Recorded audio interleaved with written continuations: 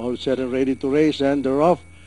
Early lead is taken by Miss Chanel by the rail. St. Lipat moving up on the outside. St. Lipat on the outside. By the rail is Miss Chanel, and Lever Action running in third. And nearing the far turn, it's Miss Chanel in the lead, followed by St. Lipat. And Lever Action moving up by the rail. Honor Rose on the outside is Speed of Firm. Rounding the far turn, St. Lipat by 3.5 lengths.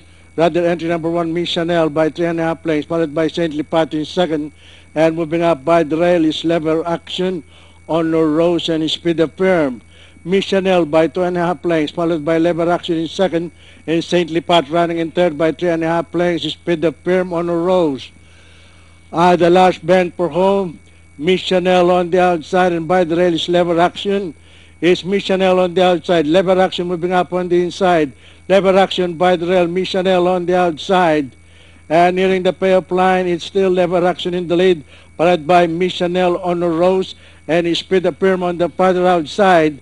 And finally at the payoff line, it's Lever Action, Miss Chanel, close with Honor Rose, Speed of Firm, Security Force. All right, I think